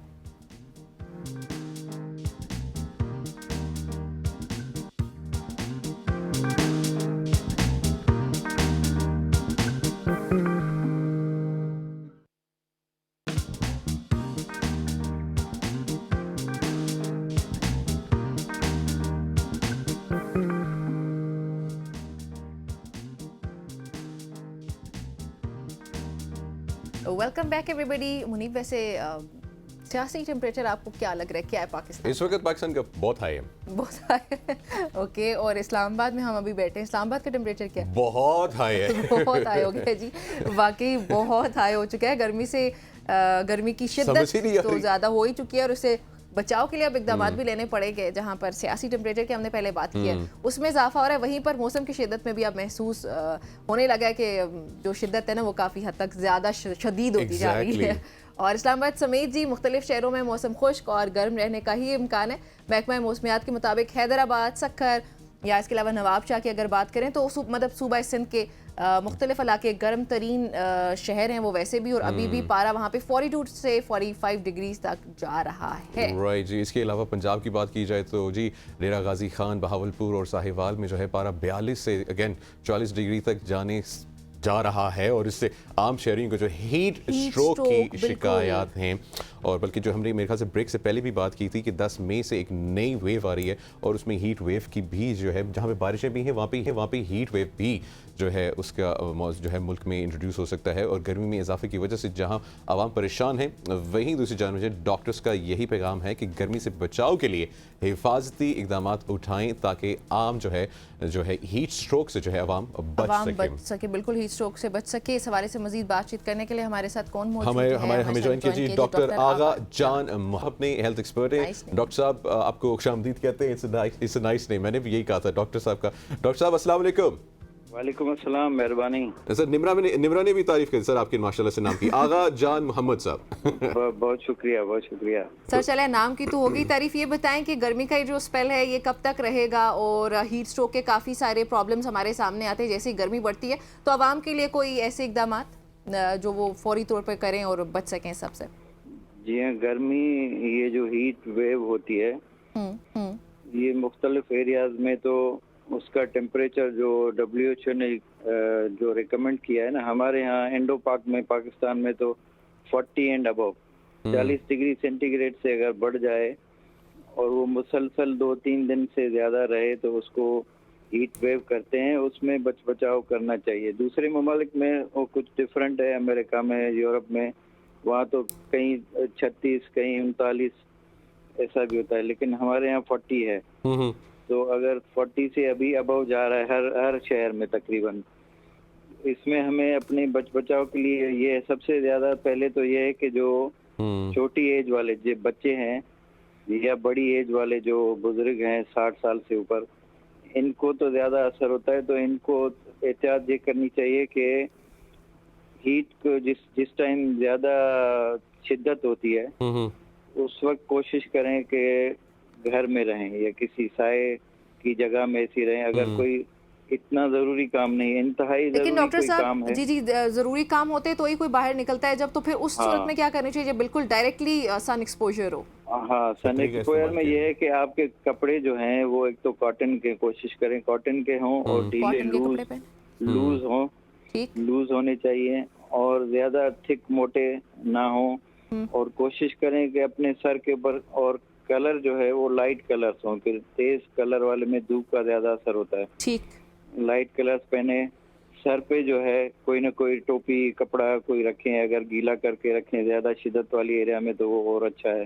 ठीक है। तो ये और पानी अपने साथ रखें, पानी का इस्तेमाल या पीने वाली और चीजें जो गांव देहात में ताकि डिहाइड्रेशन ना हो, लस्सी होती है, नींबू पानी होता है, इस तरह की। हाँ, डिहाइड्रेशन से बचें। उसमें कम पानी की कमी भी और नमकियात की कमी भी हो जाती है। जितना पसीना निकलता है तो हमें जो हमारी जो रिवायती ड्रिंक्स है ना, लस्सी है जी, इस तरह की, उनमें नमकियात भी मिल जाती है। या ORS का इस्तेमाल भी किया जा सकता है ना? ORS भी ले सकते हैं, बिल्कुल ले सकते हैं। अच्छा सर, यहाँ पे एक अहम सवाल ये भी है कि मैं चाहूँगा कि जितने भी इस वक्त हमें देखने वाले हैं बड़े गौर से सुने, क्योंकि फॉर एग्जांपल अगर आपको या आपके किसी जानने वाले को या किसी को भी जो है आप बाहर हीट स्ट्रोक हो जाए तो सर इमीडिएटली क्या करना चाहिए? हाँ, इमीडिएट उसको जो है सबसे पहले तो उस जगह से हटाएं जो रीजन है ना, जिसमें अगर वो धूप में है वहाँ आपको मिला है, नींद बेहोश, कभी बेहोश हो जाता है बंदा, तो सबसे पहले तो उसको धूप से हटा के किसी साए वाली जगह पे, छांव पे उसको ले आएंगे। ठीक है। और उसके एक्स्ट्रा जो कपड़े हैं अगर कोई किसी ने ज्यादा पहने हुए तो वो हटाएं, सिंपल कपड़े, और उसके ऊपर पानी लगाएं। ठीक, पानी लगाएं जितना, क्योंकि टेम्परेचर उसमें बढ़ जाता है 104, 105, तो 104 डिग्री फ़ारेनहाइट अगर हो गया तो वो हीट स्ट्रोक में चला जाता है। हाँ, तो उसमें उसके ऊपर जो है पानी लगाना जरूरी है। आप ऐसा समझे कि उसको नहला दें पानी से। ठीक है। उसमें, और अगर वो होश में है तो उसको पानी पिलाएं या ORS पिलाएं। अगर बेहोश है तो उसको फौरी तौर पे हॉस्पिटल, करीब तरीन हॉस्पिटल में ले जाएं और किसी ऐसी गाड़ी में ले जाएं जहाँ पे एसी हो। अब या तो एसी हो, अगर एसी ना हो तो उसको पानी लगाते हुए जाएं, तो उसका टेम्परेचर मजीद ना, जितनी उसको कूलिंग होगी उतना अच्छा इफेक्ट होगा। अच्छा डॉक्टर साहब, ये भी मैं चाहूँगा कि आवाम को थोड़ा सा एक्सप्लेन करें ताकि वो जान सकें कि बेसिकली हीट स्ट्रोक होता कैसे है, मतलब वो कहाँ पे जो है आपको जाके टारगेट करता है, कैसे ये असल में जो एक नेचुरल कुदरत ने भी हमारे निज़ाम में थर्मो रेगुलेशन एक रखा है जो हीट को या सर्दी को रेगुलेट करता है। उसके दो सिस्टम हमने कुदरत में रखे, एक तो ब्रेन में हाइपोथैलेमस है, दूसरा हमारा पेरिफेरल जो स्किन है। स्किन, ये जो हीट स्ट्रोक होता है वो ज्यादा स्किन को असर करता है। स्किन में हमारे स्वेट ग्लैंड्स होते हैं, एक जो स्वेट रिलीज करते हैं, हाँ, जो पसीना रिलीज करते हैं, जी, वो उसमें ज्यादा ओवर एक्टिव हो जाते हैं जितनी हीट मिलती है। तो अगर टेम्परेचर बाहर 40 हो तो वो हमारी बॉडी का टेम्परेचर होता है 37 नॉर्मल। तो इंटरनल बॉडी 37 और बाहर हो 40 तो वो इस पे ज्यादा इफेक्ट करता है और हमारी बॉडी का टेम्परेचर भी आस्ता आस्ता 40 हो जाता है। पसीना निकल के वो अपना सिस्टम जो है वो एग्जॉस्ट हो जाता है। तो पहले हीट एग्जॉस्शन होती है, यही उसमें अमल है, हीट एग्जॉस्शन होती है। पसीना निकलता है तो एग्जॉस्शन है, और पसीना आके खत्म हो जाता है तो फिर वो हीट स्ट्रोक में चेंज हो जाता है, क्योंकि आपका जो आपके बॉडी का जो पानी है वो निकल जाएगा, नमकियात निकल जाएगी। फिर आपका टेम्परेचर 104 यानी 40 डिग्री बाहर के जो 40 के इक्वल हो जाता है, वो फिर खतरनाक होता है। उस कंडीशन में वो 37 से जो है एक्सीड कर रहा है, 40 हो जाता है तो आपकी बॉडी के सब सिस्टम जो है आस्ता आस्ता फेल होना शुरू होते हैं। उसमें सबसे पहले जो है ब्रेन पे, दिमाग पे असर होता है, आप फेंट हो जाते हैं, बेहोश होने के करीब अच्छा होते डॉक्टर हैं। साहब हमारे साथ ही रहिएगा, हमें ज्वाइन किया है गुलाम रसूल साहब ने मेट ऑफिस से, उन्हें भी खुशामदीद कहते हैं। गुलाम साहब अस्सलाम वालेकुम। वालेकुम सलाम। अच्छा सर, एनडीएमई की जानिब से जो है वंस अगेन जो है वार्निंग भी जो है वो शाये हुई है पाकिस्तान के जितने भी लोग हैं, हीट स्ट्रोक और रेन, बारिश के। अब ये क्लाइमेट चेंज है, हम देख रहे हैं, मतलब अप्रैल का महीना था, लेकिन मतलब इस्लामाबाद की बात करूं तो अभी रिसेंटली ठंड भी हुई थी लिटरली। तो ये क्लाइमेट चेंज कितना अफेक्ट कर रहा है और इसका मजीद तफसीलात से आगाह करेंगे प्लीज़। आगे मौसम को जाते हुए कैसे देख रहे हैं आप? जी, क्लाइमेट चेंज ना सिर्फ पाकिस्तान को अपनी ग्रिप में लिए हुए है, पूरी दुनिया को अपनी ग्रिप में ले चुका है। अभी आप देखें कि ईस्ट एशिया, जिसमें फिलिपाइन, इंडोनेशिया, मलेशिया की कंट्रीज आते हैं, इसमें हीट वेव जो है वो काफी सारी जानें भी ले चुकी है। अब यूरोप जो है इसकी लपेट में आ रहा है, पाकिस्तान जो है उसमें भी टेम्परेचर बढ़ना शुरू हो गए हैं और इस हफ्ते में टेम्परेचर 45 को क्रॉस कर जाएंगे सेंट्रल पाकिस्तान में। ओके। तो हीट वेव के चांसेस जो हैं वो बहुत ज्यादा हैं पाकिस्तान में और साउथ एशिया में। पाकिस्तान के साथ जो मुल्क का दूसरे इलाके हैं जैसे इंडिया है, बांग्लादेश है, श्रीलंका है, तो यहाँ पे हीट वेव प्रिवेल करेगी और जून जो है वो खास तौर पे बहुत ज्यादा सीरियस होगा। ओके। राइट, अच्छा ठीक है। अच्छा, इसको जी डॉक्टर साहब से पूछने लगी थी कि इस मौसम में ना खाया पिया भी नहीं जाता, कुछ भी अगर खाओ तो आपको ऐसे फील होता है, नोजिएटिक होता है इंसान ओवरऑल, फिर फूड पॉइजनिंग भी ज़्यादा हो जाती है।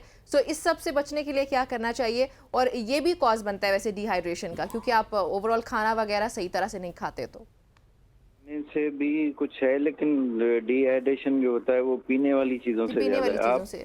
हाँ, आपको पानी जैसी फ्लूइड लिक्विड्स वो ज्यादा लेनी चाहिए। जूसेस हैं, फ्रेश जूसेस, दूध, इस तरह की चीजें। और जरूरी नहीं है कि आप एक टाइम में ही सारी चीजें ले लें, आप थोड़ा थोड़ा करके और पूरे दिन में लेते रहें तो आपकी वो जो बॉडी रिक्वायरमेंट है वो पूरी रहती है। और नॉर्मल मौसम में तो आपको 8 से 10 गिलास जिसको बोलते हैं वो चाहिए, लेकिन इस मौसम में उसको आप, अगर आपका काम ऐसा है कि बाहर का काम है, पसीने ज्यादा आते हैं, तो आपको तो उसकी डबल रिक्वायरमेंट हो जाती है। बिल्कुल ऐसे मतलब पानी का इस्तेमाल जो है वो ज्यादा करना चाहिए और जो इस मौसम के फल हैं उनको जो है इस्तेमाल करना चाहिए, हाँ, तरबूज का और फल इस्तेमाल भी करना इस तरह चाहिए। के तरबूज, खरबूज, इस तरह हाँ जी, के मैं फल जो है इन्हीं की जिसमें बात कर रही पानी थी ज्यादा कि जो जूसी फ्रूट्स है ना, राइट, ये लाजमी इस्तेमाल चलें, करना डॉक्टर चाहिए जब हम आगा खाते नहीं जान हैं तो। मोहम्मद साहब आपका बहुत बहुत शुक्रिया। गुलाम साहब आपका भी बहुत बहुत शुक्रिया हमें ज्वाइन करने के लिए। और ख़वातीन और हज़रात, जो है मौसम चेंज हो रहा है, ये एक हकीकत है, लेकिन अगेन जब भी आपने बाहर जाना है, अगर धूप है तो अपना बचाव करें, अपने आप को कवर करके रखें, लूज़ कपड़े पहने, पानी अपने साथ जो है वो फ्रेश लाजमी फ्रूट्स रखें। खाएं और अपना ख्याल, जैसे डॉक्टर साहब ने बताया है कि अगर बाहर निकलते हैं आप तो यूज़ करें अम्ब्रेला, और उसके अलावा हाँ, या फिर अगर वो नहीं है आपके पास तो कोई गीला कपड़ा वो सर पे ज़रूर रखें। सो ये कुछ छोटे छोटे स्टेप्स हैं, ये करके हीट वेव की जो कॉन्सिक्वेंसेज हैं उनसे बचा जा सकता है। हम यहाँ पे एक ब्रेक शामिल करते हैं। एंड अवॉइड करें बाहर का खाना। Yeah. हम लोग बाहर का खाना बाहर बहुत का ज़्यादा खाना खाते हैं भी। जिसकी वजह से बीमार होते हैं। घर का खाना करें, लंच में भी घर से बना के लेके चले जाएं। एंड छतरी का इस्तेमाल कर सकते हैं। छतरी हमने देखें ख़वातीन इस्तेमाल करती हैं, मर्द हजरात आप लोग भी छतरी का इस्तेमाल कर सकते हैं। ये कोई जेंडर वाली चीज़ नहीं है, धूप से बचना है, हीट से बचना ठीक है, ठीक हो गया। आई होप कि मर्दों ने मैसेज रिसीव कर लिया होगा। यहाँ पे एक ब्रेक शामिल करते हैं जल्दी से।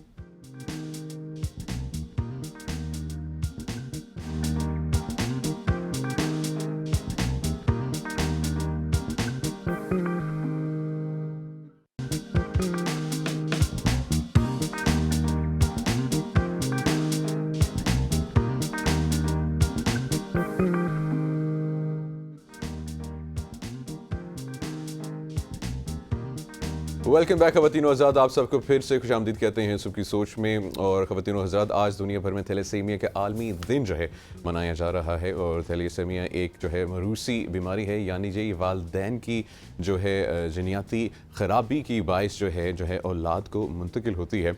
और इस बीमारी की वजह से मरीज़ के जिस्म में खून जो है कम बनता है। और जो है मर्ज़ की जो है शिद्दत के जो है एतबार से थैलेसीमिया की 3 किस्में हैं। और शदीद तरीन किस्म जो है थैलेसीमिया मेजर कहलाती है, और सबसे कम शिद्दत वाली किस्म जो है थैलेसीमिया माइनर कहलाती है। बिल्कुल ऐसे ही, और जो दरमियानी शिद्दत वाली होती है उसको थैलेसीमिया इंटरमीडिया वो कहते हैं। और अदाद शुमार जो स्टेटिस्टिक्स हैं उससे ये अंदाज़ा होता है कि पाकिस्तान में बीटा थैलेसीमिया पाया जाता है, और बीटा थैलेसीमिया माइनर की शरह 6% है। यानी कि अगर 2000 की बात करें, सन 2000, तो उसमें ऐसे अफराद की तादाद 80 लाख थी, जो कि बहुत ज़्यादा है। और जिन ख़ानदानों में ये मर्ज़ पाया जाता है उनमें लगभग 15% अफराद थैलेसीमिया माइनर में ही मुब्तला हैं। सो इस हवाले से अभी मज़ीद बातचीत भी करते हैं कि थैलेसीमिया क्या है और इससे बचा कैसे जा सकता है। बिल्कुल जी, हम अपने गेस्ट को इंट्रोड्यूस करते हैं, जो कि आज बड़े हैंडसम भी लग रहे हैं और सुंदस फाउंडेशन के हैं। AVM साहब आफ्ताब हुसैन साहब, और हमारे बड़े हैं, उन्हें खुशामदीद कहते हैं। सर अस्सलाम वालेकुम, गुड मॉर्निंग। वालेकुम सलाम, good to see you once again. Thank you very much. Sir आज बड़ा इंपॉर्टेंट दिन है, और स्पेशली पाकिस्तान की पॉइंट ऑफ व्यू से बात की जाए तो पाकिस्तान में थैलेसीमिया राइज पे हम, और बहुत सारे ऐसे केसेस हो रही हैं। तो सबसे पहले तो बताएं कि ये राइज पे क्यों है, कितना इस वक्त तक पहुंच चुका है, और कितना ख़तरनाक है। राइज पे सबसे बड़ी वजह है जी, गवर्नमेंट की साइड से इसकी प्रायोरिटी लिस्ट है। अभी तक मिनिस्ट्री ऑफ हेल्थ में कोई सेल नहीं बना, कोई सेंट्रल रजिस्ट्री नहीं बनी। ये जो तादाद है थैलेसीमिया की, जो हम इंटरनेट पे भी देखते हैं, ये गैर सरकारी गैर हतमी है। और इस वक्त जो तादाद है वो 1 लाख तो इंटरनेट पे या पेपर्स में है, बट मेरे अपने ज़ाती ख्याल से 7 साल से जो मेरी इन्वॉल्वमेंट है, ये कोई 1.5-2 लाख के करीब पहुंच चुकी है मेजर्स की। और उसमें बदकिस्मती ये है कि हर साल 10 से 12 हज़ार का इजाफा हो रहा है। और इसका जो है इलाज तो ज़रूर होना चाहिए, प्रिवेंशन की तरफ कोई नहीं सोचता। इसको हमारी रीजन के अंदर मालदीव जैसे मुल्क ने, ईरान ने, टर्की ने, कतर ने थैलेसीमिया का टेस्ट लाजमी करार दे के शादी से पहले इसको ख़त्म किया है। वाव। तो हमारी मेन जो तवज्जो होनी चाहिए वो प्रिवेंशन की तरफ होनी चाहिए। जेनेटिक है ना, जेनेटिक है, और प्रिवेंशन की तरफ होनी चाहिए। जो आ गए हैं उनकी हिफाजत करें, और जो नहीं आए उनको रोकें। सर अगर मैं समझना चाहूँ बेसिकली इस डिजीज़ को, थैलेसीमिया है क्या? ये खून बनना जो है वो कम हो जाता है, छोड़ देते हैं, वो जो बायोलॉजिकल हैं इसमें जो इन्वॉल्व होते हैं? इसमें एक्चुअली जो एक आम इंसान है ना, उसमें होमोग्लोबिन मेल का 14 होना चाहिए, 13.5 से 14। ठीक है। और फीमेल का 12.5 से 13 के करीब होना चाहिए। ठीक है। ये जो माइनर कहलाते हैं, जिनका आप अभी जिक्र भी कर रहे थे अपने इंट्रो में, इनका जो एचबी है, होमोग्लोबिन जो है वो 7 से 11 के दरमियान फ्लक्चुएट करता है। तो ये फुली सेहतमंद नहीं होते, पूरे सेहतमंद नहीं होते जी। उसमें ये नॉर्मल ज़िंदगी गुजारते हैं, इलाज की ज़रूरत जनरली नहीं पड़ती, लेकिन इनके अंदर वो एबनॉर्मल जीन्स होती हैं जो होमोग्लोबिन को बनाती हैं। और अगर पेरेंट्स की तरफ से, माँ और बाप की तरफ से होमोग्लोबिन बनाने वाली जीन्स एबनॉर्मल ट्रांसमिट हो जाएं तो ये बच्चा थैलेसीमिया मेजर का शिकार होता है और इसका HB 6 और इससे कम होता है।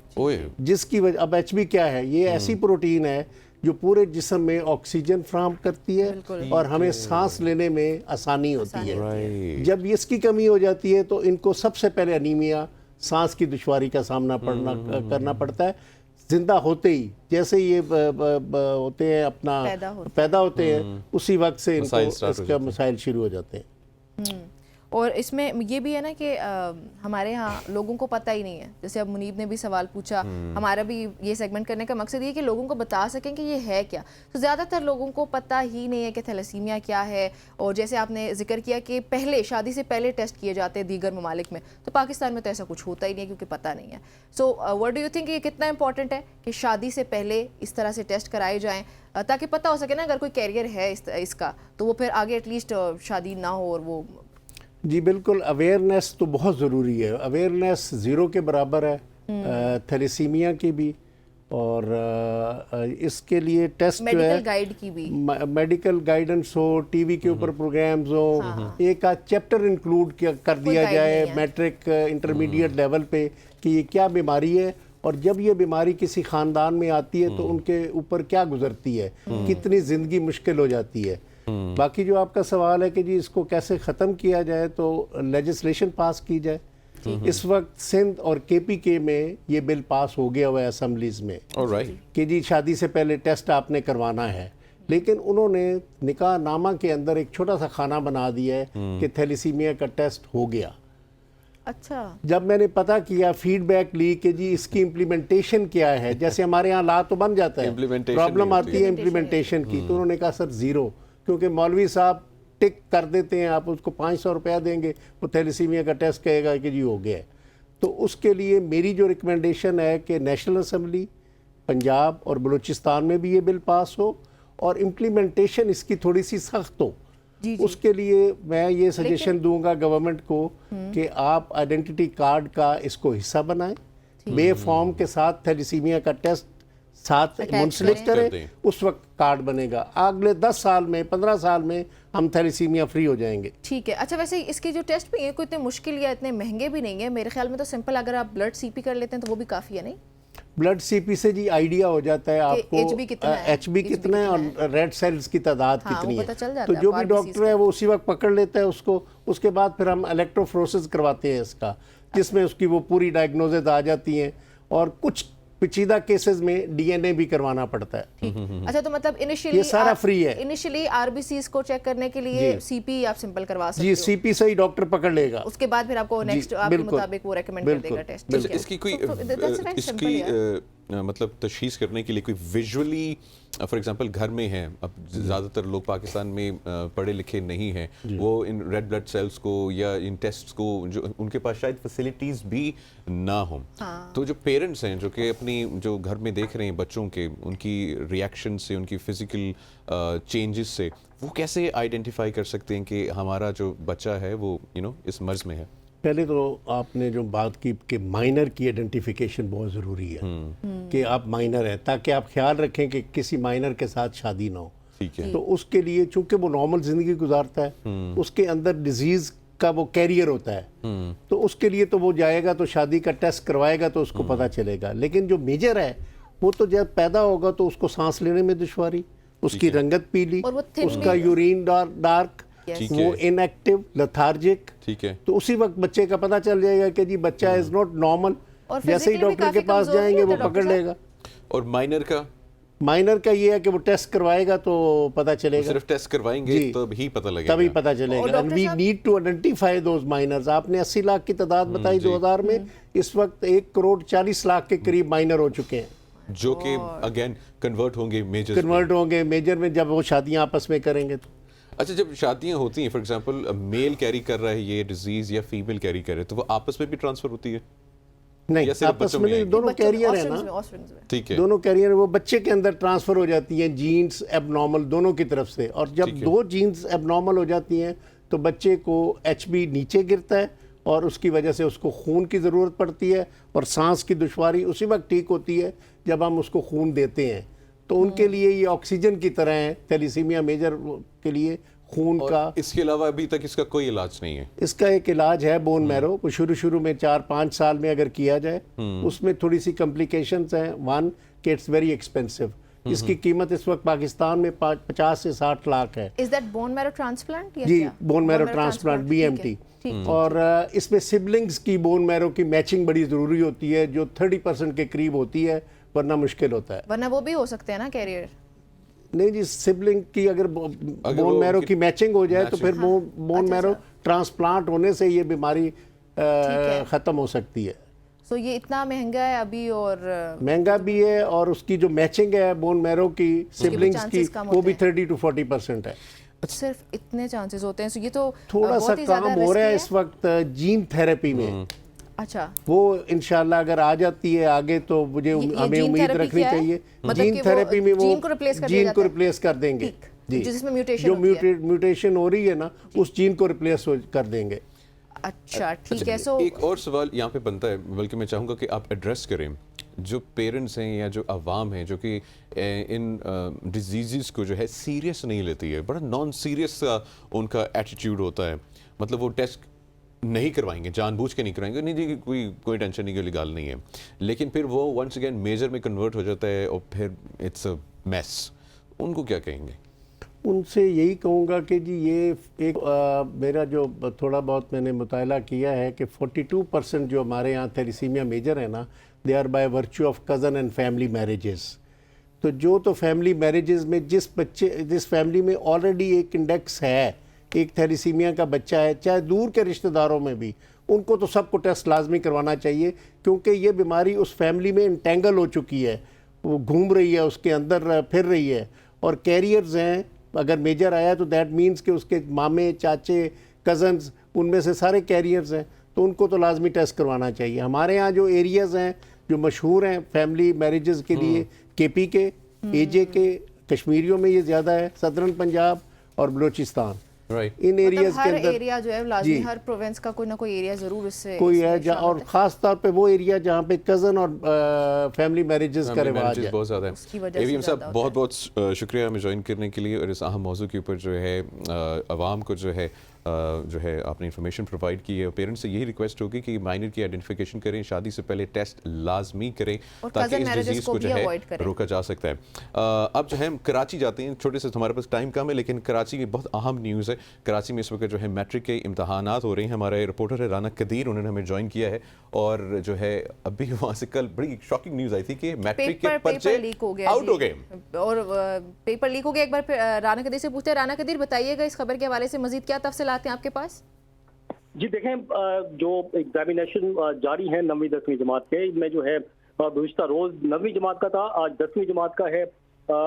तो आज भी जो है जो 10वीं जमात का पेपर है कंप्यूटर स्टडीज का जो है, वो पर्चा भी जो है आउट हो गया, और आधे घंटे कबल जो पेपर शुरू होने से पहले ये लीक हुआ है। और ये बिल्कुल आसानी से दस्तयाब था, जिस तरह से माजी में भी हमने देखा तमाम इम्तहानात में इसी तरह होता हुआ है। और आज भी जो है बिल्कुल इम्तहानात जो है सवालिया निशान बनकर रह गए हैं। इस तरह से पेपर लीक होना बार बार, ये तो बहुत बड़ा सवालिया निशान है राना साहब। हम हर साल देखते हैं, बल्कि सिंध बोर्ड की ज्यादा न्यूज आ रही होती है, पर्चे आउट हो रहे हैं, बच्चे जो हैं हॉल जो है सुपरिटेंडेंट्स को पैसे दे के पेपर्स करवा रहे हैं, चीटिंग हो रही है, मोबाइल फोन यूज कर रहे हैं, उनको पता है पेपर क्या आना है। ये सॉल्व्ड पेपर्स अब तक इस पे कोई कार्रवाई क्यों नहीं हुई है? ये बिल्कुल कार्रवाई का सिर्फ दावा किया जाता है, कार्रवाई नहीं होती। और फिर अगर कार्रवाई होती भी है किसी के खिलाफ, तो फिर उसे फिर बाद में जो है एडजस्टमेंट कर लिया जाता है। तो ये सिलसिला इसीलिए रुक नहीं पा रहा पूरे। ये कार्रवाई कौन करता है और एडजस्टमेंट कौन करता है? ये क्या एडजस्टमेंट होती है? ये बस अब ये एडजस्टमेंट जो है ये एक माफिया है, इसको कह सकते हैं आप। हर जगह माफिया होती है और फिर वो उसके रवाबित होते हैं ऊपर तक, और इस तरह से जो है वो पैसे लेके और फिर पेपर बेचना, और फिर जाहिर है मतलब इस तरह से ये सिलसिला चलता है। लेकिन जिसके ये कराची के अलावा दीगर जो बोर्ड्स हैं सूबाई सिंध के, उनमें भी इम्तिहानात चल रहे हैं, वहां पर भी जो है इसी तरह का सिलसिला जारी है। नकल माफिया जो है वो बिल्कुल पूरी जो है इस वक्त सरगर्म है। अंदरूनी सिंध में खास तौर पे बहुत ज्यादा जो है इसको इस वक्त सरगर्म नजर आती है हमें। और अब्दुल कदीर, ये भी बताएं कि एजुकेशन डिपार्टमेंट से, किसी हायर अथॉरिटी से आपने बात करने की कोशिश की है कि ये खबर हमारे सामने आई है, इस तरीके से हर साल ही ये हो रहा है, तो अभी इस साल चलें, बाकी पहले तो नहीं किया, अभी क्या किया है इस खबर आने के बाद, या अभी क्या करने जा रहे हैं? खुद भी ऐसी पास हुए होंगे शायद। अब देखें, ये तो अब रस्मन बयानात बिल्कुल आते हैं कि जो भी इसमें मुलव्विस हुआ है उसके खिलाफ कार्रवाई की जाएगी और किसी को नहीं छोड़ा जाएगा, नकल माफिया। लेकिन ये फिर ये बातें ही रह जाती हैं, और पेपर जो है रोजाना की बुनियाद पर, आप कल जो पेपर होगा उसमें देख लीजिएगा, फिर इसी तरह का हमें सुनने को मिलेगा कि ये पेपर भी जो है आउट हो गया। उसको रोकने के लिए कोई मतलब ठोस इकदाम हमें नजर नहीं आता, और ये मतलब इसलिए पूरी प्रैक्टिस रही है कई अच्छा राना साहब ये यहाँ पे जो है ना, मैं एक सवाल जो है वो बनता है, 15 साल से पाकिस्तान पीपल्स पार्टी की जो है सिंध में हुकूमत है, और आई एम श्योर 15 साल से ही सालाना जो है चीटिंग होती है, पेपर आउट होते हैं, पैसे दे के बच्चे जो हैं पास होते हैं, तो ये इसको सपोर्ट करते हैं इस आइडिया को, या इस पर कार्रवाई क्यों नहीं करते? देखिए, ये 15 साल का इशू नहीं है, इससे पहले से ही मतलब ये जो है नकल का जो सिलसिला है, हम लास्ट 15 साल की बात कर रहे हैं ना। जी बिल्कुल, 15 साल से तो मुसलसल पीपल्स पार्टी की हुकूमत है, और वजीर तालीम इसमें कोई शक नहीं है, बहुत अच्छे इंसान है और वो इक़दामात भी करते हैं, लेकिन वो भी मजबूर है शायद के जो है। अच्छा, ये सारे मजबूरी फिर इक़्तिदार में आ जाते हैं या अथॉरिटी लेके आ जाते हैं, हम कहाँ जाए, सब यही कहते हैं। कदीर, आपने ये बात बोली तो मेरे ज़हन में काफी सारे बयानात आ गए, मैं बहुत मजबूर था, मैं कुछ कर नहीं सकता था। तो इसी तरह का सिलसिला लगता है, जब रोक नहीं पा रहे तो इसका मतलब मजबूरी है ना। हालांकि वजीर तालीम जो है उसका ही मतलब है, तो जब इतने ही मजबूर हैं तो इस्तीफा दें, घर पे बैठे जाके आराम से। राना साहब बहुत बहुत शुक्रिया जी हमें अपडेट करने के लिए और ये बताने के लिए कि जो हमारे हुक्मरान हैं, ये तो बड़ा गलत आर्गुमेंट है, माफिया के आगे झुक जाते हैं, माफिया के आगे झुक जाते हैं क्योंकि हम मजबूर हैं। नहीं, आई डिसएग्री, बहुत गलत आर्गुमेंट है, बिल्कुल नहीं होना चाहिए। अगर आपके पास अथॉरिटी नहीं है, आप इतने ही मजबूर हैं, तो इस्तीफा दें, रिजाइन करें और घर जाके बैठे आराम से सुकून करें। जिसके पास पावर है फिर उसको आने दे, ताकि वो निज़ाम को बेहतर करे, क्योंकि ये हम लोग अफोर्ड नहीं कर सकते कि इम्तिहानात हो रहे हैं और वो लीक हो रहे हैं। चलिए जी, इसी गुड नोट के ऊपर जो है ख़वातीन और हज़रात आपसे इजाज़त लेते हैं। इंशाल्लाह कल मुलाकात होगी। अपना और अपनों का बहुत सारा ख्याल रखिएगा और एक बात हमेशा याद रखिएगा कि पाकिस्तान जिंदाबाद।